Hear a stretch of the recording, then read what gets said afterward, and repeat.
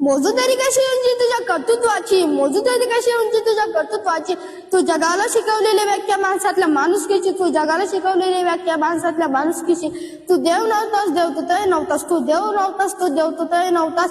तू मानवतेची पूजा करणारा खरा महामानव होतास, तू मानवतेची पूजा करणारा खरा महामानव होतास. जगाला शांतीचा संदेश देणारे महाकारुणिक तथागत गौतम बुद्ध, विवेकवादी विद्रोही संत तुकाराम महाराज, बहुजन प्रतिपालक छत्रपती शिवाजी महाराज, क्रांतीसूर्य महात्मा ज्योतिराव फुले, बहुजनांचे राजे राजश्री शाहू महाराज. आज आपण ज्यांची जयंती साजरी करत आहोत असे महान विद्वान परमपूज्य बोधिसत्व विश्वरत्न डॉक्टर बाबासाहेब आंबेडकर, तसेच महामाता जिजाऊ, माता सावित्रीबाई, माता रमाई, माता भीमाई या सर्व महापुरुषांना व महामातांना माझे विनम्र अभिवादन.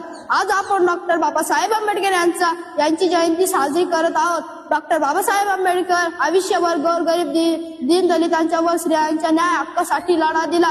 त्यांचा जन्म 14 एप्रिल 1891 रोजी झाला. त्यांच्या वडिलांचे नाव रामजी सकपाळ व आईचे नाव भीमाई असे होते. डॉक्टर बाबासाहेब आंबेडकर यांनी 14 तळ्याचा सत्याग्रह केला. काळा राम मंदिर प्रवेश, पुणे करारकर, हिंदू कोड बिल असे सर्व अनेक समाजकार्य केले. एवढे बोलून मी माझे भाषण संपवतो. जय भीम, जय भारत, जय संविधान. जय भीम, जय भारत, जय संविधान. मी अमृता राव शेजोळ, वर्ग 5. आज मी पुन्हा एकदा तुमच्या समोर आले. माझ्या हृदयातील भीम उत्सव घेऊन त्याला सर्व मिळून साजरी करूया. ना जिंदगी को श्री, ना मौत का गम, जब तक दम है जय भीम कहेंगे हम. दीनदलितांची तलवार होऊन गेले, अन्यायाविरुद्ध प्रहार होऊन गेले. होते ते गरीबच पण या जगाचे कोहिनूर होऊन गेले. जग खूप रडीत होतं त्यांना, पण ते या जगाला घोरून गेले. अरे यांना अजूनही कसं कळत नाही. वर्गाच्या बाहेर बसून सुद्धा भारताचे संविधान लिहून गेले, भारताचे संविधान लिहून गेले.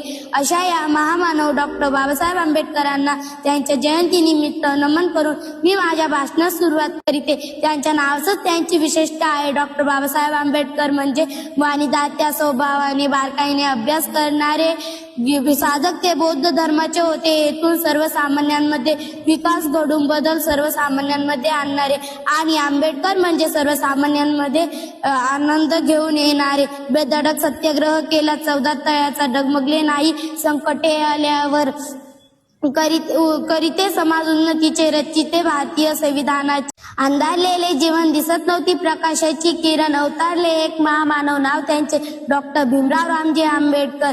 अशा या महामानवाचा जन्म 14 एप्रिल 1891 साली मध्य प्रदेशातील मऊ या गावी झाला. त्यांच्या वडिलांचे नाव डॉक्टर रामजी सकपाळ व आईचे नाव भीमबाई असे होते. भीम की करूं कितनी तारीफ, मेरे शब्दों में इतना जोर नहीं. सारी दुनिया में जाकर ढूंढ लेना, मेरे बाबासाहेब जैसा कोई और नहीं. त्यांना वाचनाचा छंद लागला तो त्यांच्या वडिलांमुळे. वाचनाचा छंद संविधान निर्मिताच ठरला. त्यांना अभ्यासाचा सुद्धा छंद लागला. त्यांनी BA, MA, master of science, doctor of science अशा 32 पदव्या प्राप्त केल्या.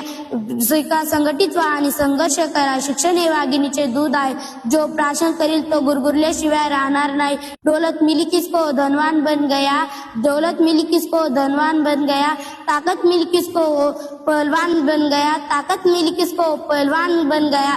मैं खुश नसीब मुझे भीमजी मिल गए, मैं खुश नसीब मुझे भीमजी मिल गया और मैं इंसान बन गई, और मैं इंसान बन गई. धन्यवाद.